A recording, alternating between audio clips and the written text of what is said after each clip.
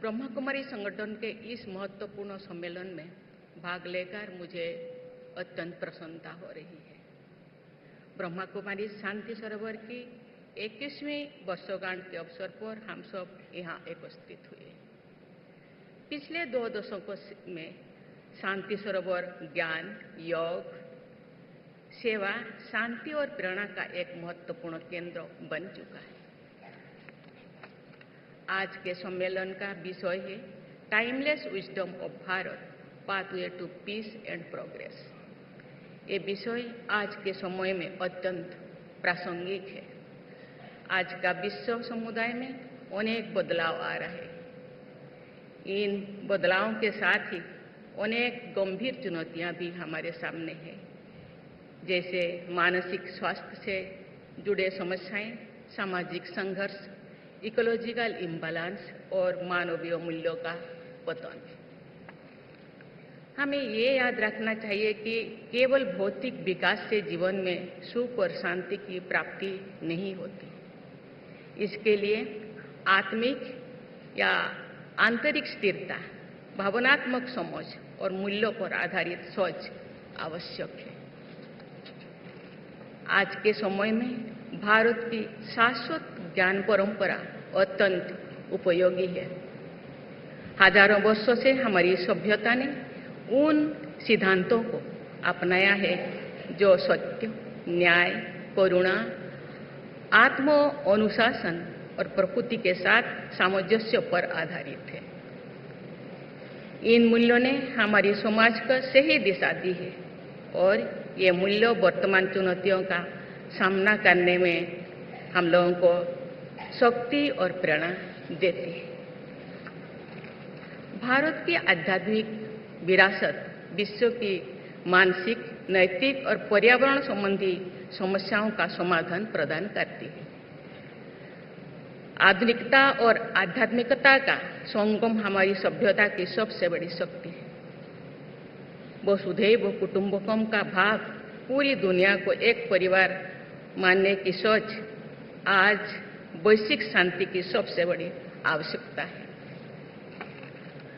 भारत की प्राचीन ऋषि परंपरा ने हमें सत्य, अहिंसा और सह अस्तित्व का संदेश दिया है। भारत ने योग की परंपरा के माध्यम से विश्व को एक ऐसा जीवन पद्धति प्रदान की है जो शारीरिक स्वास्थ्य के साथ साथ मानसिक संतुलन और आत्मिक अनुशासन को भी सुदृढ़ करती है। भारत ने योग के माध्यम से विश्व को संदेश दिया है कि स्वस्थ शरीर और स्थिर मन होने से नागरिक राष्ट्र और समाज की प्रगति में महत्वपूर्ण योगदान दे सकते हैं। आज के तनावग्रस्त और तीव्र गति वाले जीवन में योग ने विश्व को तनाव कम करने तथा जीवन शैली से जुड़े बीमारियों की रोकथाम करने का एक प्रभावी उपाय दिया है। ये अभ्यास आयु, वर्ग और संस्कृति की सीमाओं से परे जाकर मानवता की एक ही सूत्र में बांधता है।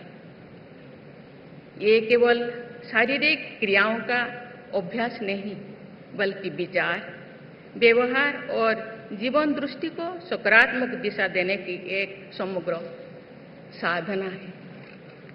अंतर्राष्ट्रीय योग दिवस की पहल ने इस प्राचीन भारतीय ज्ञान को वैश्विक मान्यता दिलाई है और भारत को शांति एवं मानव कल्याण के अग्रदूत के रूप में स्थापना किए।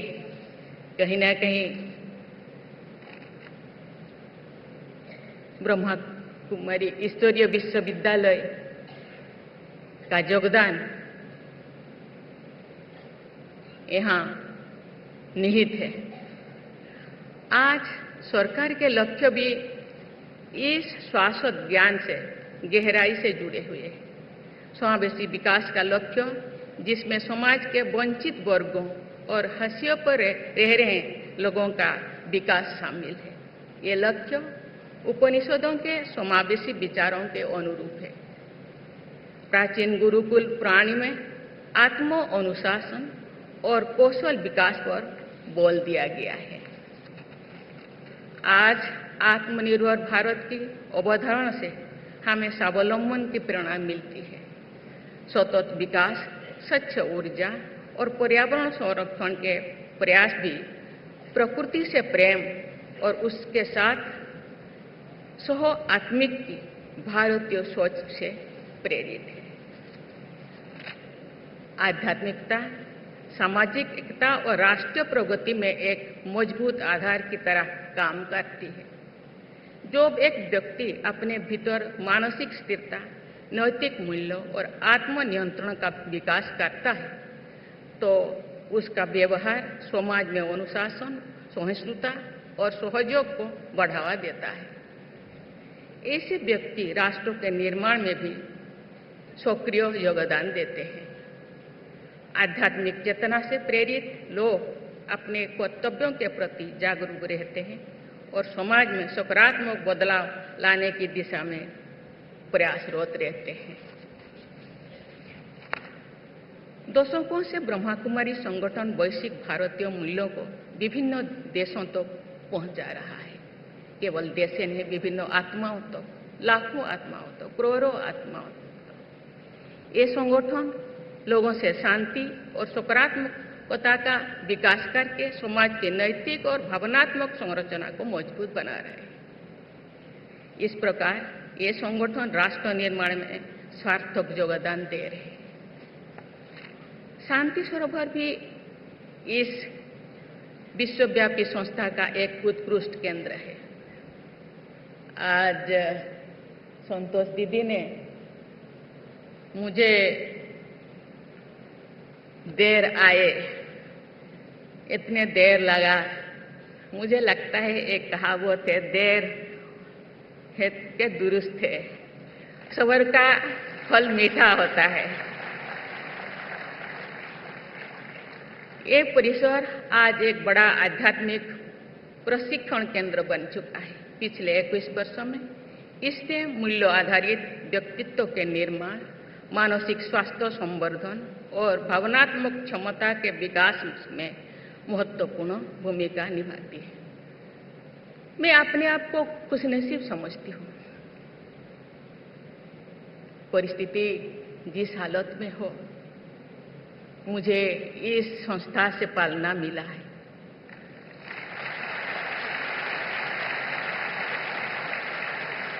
इस संस्थान का ध्येय वाक्य है, हलचल में अटल रहना। दुनिया जितने भी हलचल हो, अपने अंदर मजबूत रहना है। चाहे प्राकृतिक हलचल है, चाहे शारीरिक हलचल हो, चाहे पारिवारिक हलचल हो, चाहे राजनीतिक हलचल, कोई भी हलचल हो, हलचल को मन में अटल रहकर उसको सामना करना और अपने आप को धैर्य रखना। मैं बहुत सारा चीजें, बहुत सारा ध्येय वाक्य सिखाया गया है, लेकिन एक वाक्य मैं अंदर में संजो कर रखी हूँ और आज तक उसी के हिसाब से चलने के लिए प्रयास करती हूँ।